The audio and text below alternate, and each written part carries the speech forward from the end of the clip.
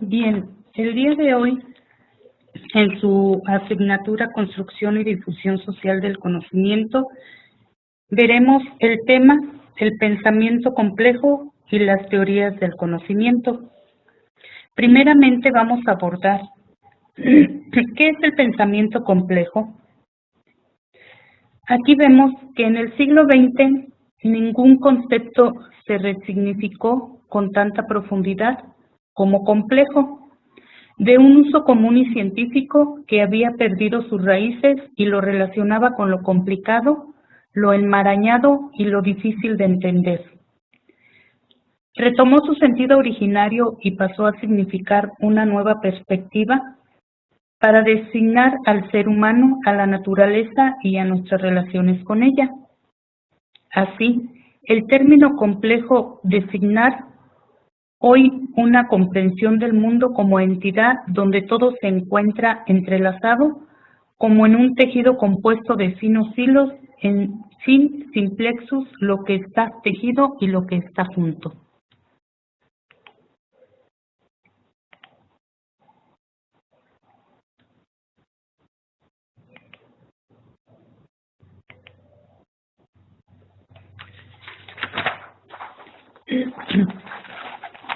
Por lo tanto, el pensamiento complejo solo puede ser justificado de forma progresiva, a lo largo de un camino en el cual aparecerán ante todos los límites, las insuficiencias y las carencias del pensamiento simplificante. Por ejemplo, las condiciones en las cuales no podemos eludir el desafío de lo complejo y se presenta la disyuntiva si hay un modo de pensar o un método capaz de estar a la altura del desafío de la complejidad, con lo que se busca ejercitar en un pensamiento capaz de tratar, de dialogar y de negociar con lo real.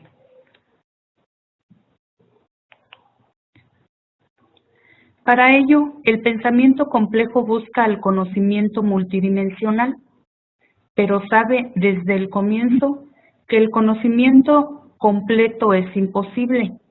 Uno de los axiomas de la complejidad es la imposibilidad, incluso teórica, de omnisciencia, es decir, que conoce toda la realidad e incluso aquello que entra en el campo de lo posible. Se hace suya una frase de Adorno: la totalidad es la verdad. Implica el reconocimiento de un principio, el reconocimiento de los lazos entre las entidades que nuestro pensamiento debe necesariamente distinguir, pero no aislar entre sí. En aquellos años Pascal había planteado correctamente que todas las cosas son causadas y causantes, ayudas y ayudantes, mediatas e inmediatas, y que todas subsisten por un lazo natural e insensible que liga a las más alejadas y a las más diferentes. Así es que el pensamiento complejo está animado por una tensión permanente entre la aspiración a un saber no parcelado, no dividido, no reduccionista y el reconocimiento de lo inacabado e incompleto de todo conocimiento. Específicamente esto no lo marca Morin en el año 2004. Ahora bien, vamos a ver la interpretación del pensamiento complejo de este autor, que es Edgar Morin. El pensamiento complejo, cuando se trata de construir un método nuevo sobre la base de las ideas complejas que emanan de las ciencias y su conjugación con el pensamiento humanista, político y filosófico, como es el caso del pensador universalista francés Edgar Morin, también se utiliza pensamiento complejo en un sentido más estrecho, para designar a los estudios científicos que intentan explicar las dinámicas complejas de los objetos en estudio, sin extraer de ello consecuencias cosmovisivas, o sea, la manera de ver e interpretar al mundo, o metodológicas más generales. Edgar Morin ha denominado esta postura complejidad restringida también, para diferenciarla de aquellas más amplias y humanistas que sostienen donde lo define como un método de pensamiento nuevo, válido para comprender la naturaleza, la sociedad, reorganizar la vida humana y para buscar soluciones a las crisis de la humanidad contemporánea.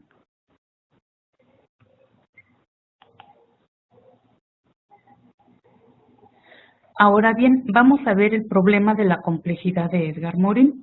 Un estudio de lo complejo ha impactado también en el ámbito más directo de las interacciones de los seres humanos, lo que es la educación, la interpretación de la sociedad, la política y la comprensión del momento actual que vive la humanidad. El problema de la complejidad ha pasado a ser el problema de la vida y el vivir, el problema de la construcción del futuro y la búsqueda de soluciones a los problemas contemporáneos.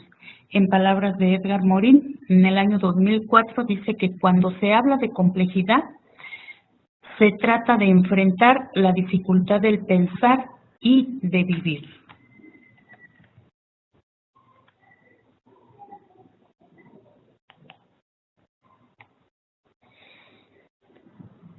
De aquí podemos partir, que dice, a partir de su acción, el niño va estableciendo las propiedades de los objetos y construyendo las características del mundo.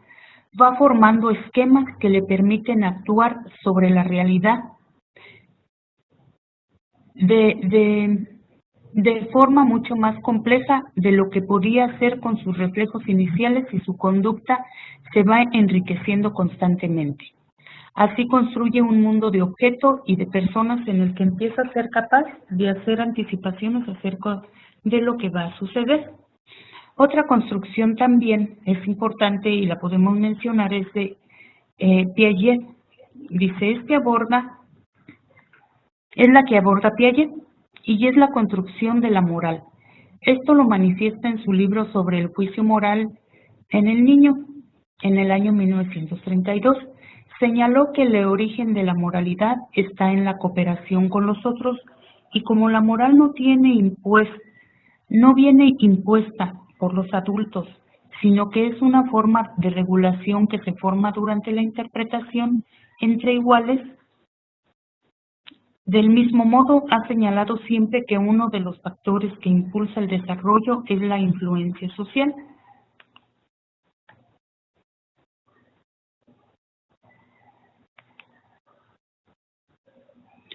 Dicho interés fue retomado en la obra del psicólogo soviético Vygotsky, uno de los factores que siempre señaló la importancia de lo social en la formación del conocimiento. Para Vygotsky, el conocimiento y las funciones psicológicas superiores están en la sociedad y son procesos interpsicológicos que posteriormente pasan a ser procesos intrapsicológicos. En definitiva, la esencia de la posición vygotsiana supone que el conocimiento está en la sociedad y el sujeto lo que tiene que hacer es incorporárselo. Una peculiaridad de la posición vygotsiana es que las formas sociales que tiene el conocimiento determinan las formas de pensar de los individuos, es decir, que el conocimiento que existe socialmente no solo determina el contenido, sino también la forma del pensamiento del sujeto. Esta es una diferencia entre la posición de Vygotsky y otras posiciones de carácter más sociológico o empirista. Vygotsky ha insistido también en el papel que tienen los adultos como mediadores en la formación del conocimiento, pero a pesar de todo, el núcleo de su posición es que el conocimiento se encuentra ya hecho en la sociedad y el sujeto se lo apropia con la ayuda de los adultos. Por ello, es importante que nosotros conozcamos las teorías del conocimiento y en esta ocasión mencionamos las de Joan Hessen, en su libro del año 2013.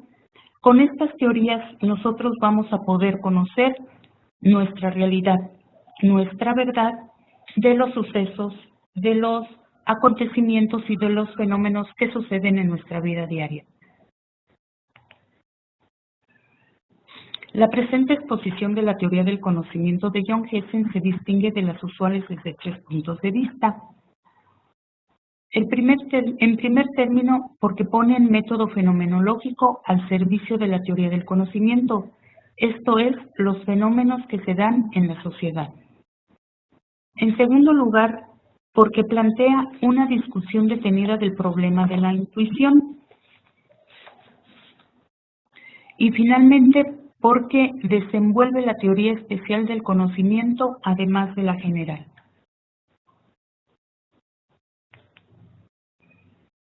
John Hessen señala que la filosofía de Aristóteles se dirige preferentemente al conocimiento científico y a su objeto, el ser.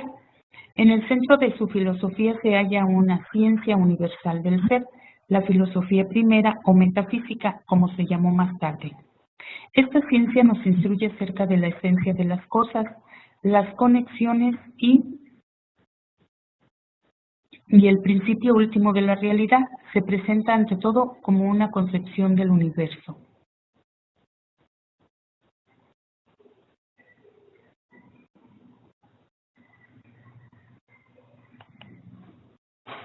Podemos definir la ciencia de la filosofía diciendo que la filosofía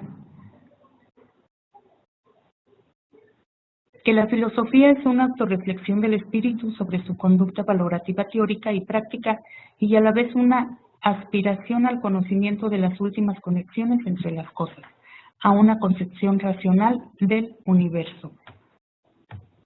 Seguimos trabajando hacia Hessen en el año 2013. La filosofía es un intento del espíritu humano para llegar a una concepción del universo mediante la autorreflexión sobre sus funciones valorativas, teóricas y prácticas. Para ello, primeramente, hay que explicar que para llegar al conocimiento como un fenómeno de conciencia es necesario observar con rigor y describir con exactitud lo que llamamos conocimiento, que se le logra mediante la autorreflexión de lo que vivimos, y a este fenómeno se le llama fenomenológico, es decir, los fenómenos, acontecimientos, sucesos que observamos en la sociedad y que vivimos e interactuamos constantemente con ellos. Asimismo, para que se presente un conocimiento se requieren dos partes, primeramente el sujeto y con posterioridad el objeto, en donde la relación de estos dos miembros es a la vez una correlación que no se puede intercambiar. Me refiero a que el sujeto no puede ser objeto y el objeto no puede ser sujeto. Así, el conocimiento se crea cuando el sujeto se mete en la esfera del objeto para analizarlo y ver sus propiedades y características únicas, ya que cada acontecimiento o fenómeno que se da en nuestra sociedad tiene sus propiedades o cualidades propias, lo cual va a ser estudiado por el sujeto.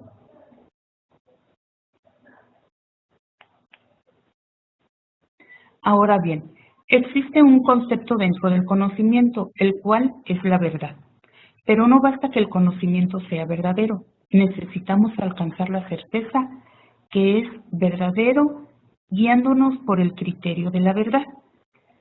Es así como surgen las teorías de los diferentes filósofos como Sócrates, quien intenta hacer de toda la acción humana una acción consciente para llegar a un saber. Y si su discípulo Platón, que también con su reflexión filosófica se dirige a lo verdadero, a lo bello y a lo bueno. Y Aristóteles se dirige preferentemente al conocimiento científico y a su objeto, que es el ser. Él nos instruye acerca de la esencia de las cosas, las conexiones y el principio último de la realidad. Así, para llegar al conocimiento, primero deben existir los fenómenos, de los cuales debemos buscar su verdad basándonos en la realidad. Por ello es que con anterioridad señalamos la postura de Vygotsky sobre el conocimiento que se encuentra ya hecho en la sociedad y el sujeto se lo apropia con la ayuda de los adultos.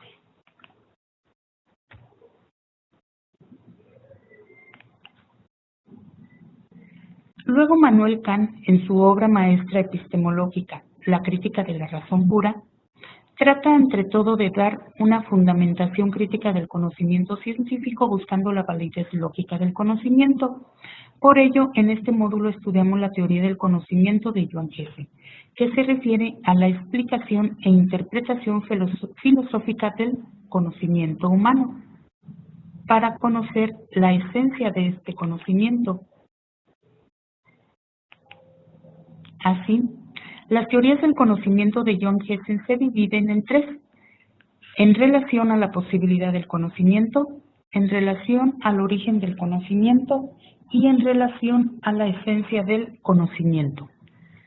El primero, que es en relación a la posibilidad del conocimiento, nos da a conocer el dogmatismo, el escepticismo, el subjetivismo, el relativismo, el pragmatismo y el criticismo.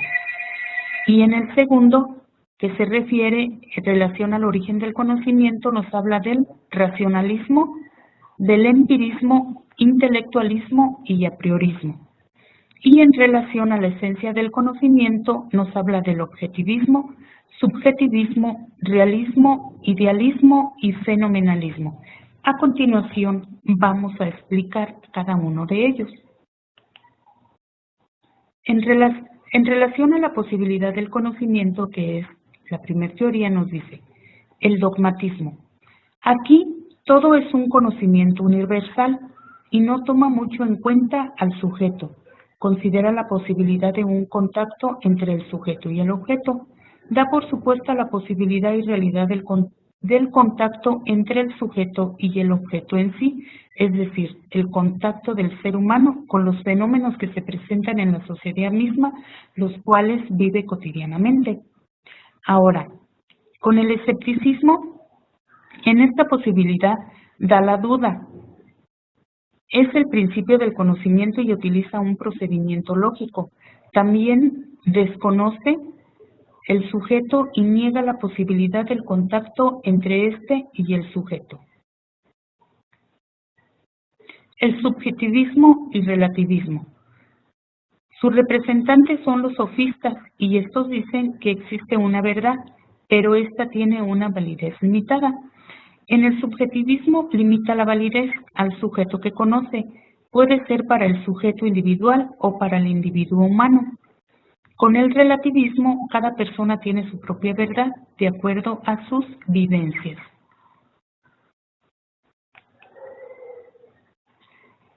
Con el pragmatismo, nos dice que su fundador fue William James. El hombre no es un ser pensante, sino un ser práctico. El intelecto no se le dio al hombre para conocer la verdad, sino para orientarse en una realidad. Con el criticismo, su fundador fue Kant, y esta posibilidad se basa principalmente en la razón. Su conducta es reflexiva y crítica y tiene mucha confianza en la razón humana.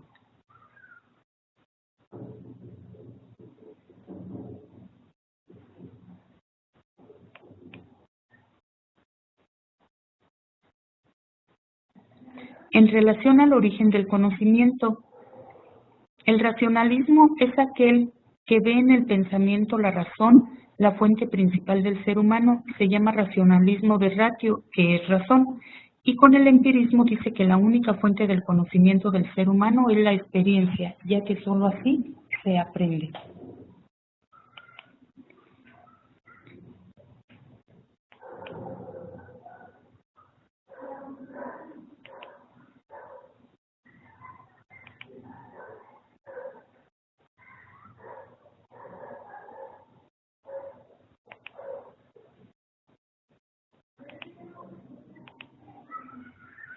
Con el intelectualismo nos dice que es el mediador, el racionalismo y el empirismo, ya que dice que de las dos partes el conocimiento es la razón y la experiencia. Con el apriorismo, la materia del conocimiento procede de la experiencia y que la forma procede del pensamiento. Por lo tanto, el factor a priori no procede de la experiencia, sino del pensamiento y de la razón. Esta imprime en cierto modo las formas a priori, la materia empírica, y constituye con suerte el objeto del conocimiento.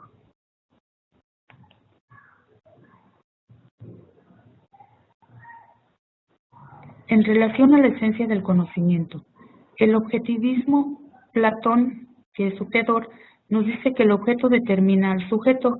Los objetos son algo dado, algo que presenta una estructura totalmente definida, estructura que es reconstruida por la conciencia cognoscente. Y el subjetivismo trata de fundamentar el conocimiento humano en el sujeto. Solo hay un ser conceptual, mental, no un ser real independiente del pensamiento. Y con el realismo es una posición epistemológica según la cual hay cosas reales independientes de la conciencia. Las cosas son exactamente como las percibimos. El idealismo, sustenta que no hay cosas reales independientes de la conciencia como representaciones y sentimientos, y los ideales objetos de la lógica y las matemáticas. Y con el fenomenalismo nos dice que es la observación y la descripción. Su teoría es que no conocemos las cosas como son en sí, sino como nos aparecen. Cuando concebimos al mundo como compuesto de cosas que están dotadas de propiedades, o sea, cuando aplicamos a los fenómenos el concepto de sustancia o cuando consideramos ciertos procesos como producidos por una causa. Por ello, la importancia de conocer estas teorías, pues el ser humano tiene una necesidad constante de conocer su entorno, por lo tanto surge la necesidad del conocimiento. Lo va adquiriendo por medio del pensamiento y por medio de las experiencias que vive a diario. El hombre, gracias a sus conocimientos, puede ir poco a poco dominando su entorno para que su entorno no lo domine a él.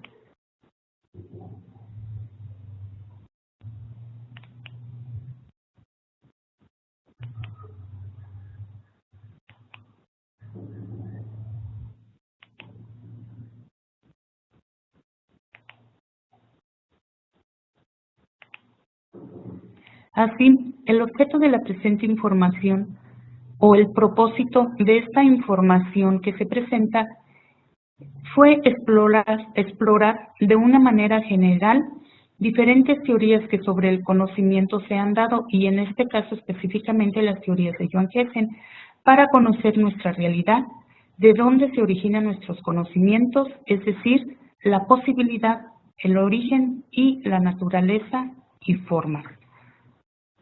Con esto damos por terminado este tema sobre el pensamiento complejo de Edgar Morin, específicamente de quien se estuvo tratando, y las teorías del conocimiento de Joan Jessen, para que nos centremos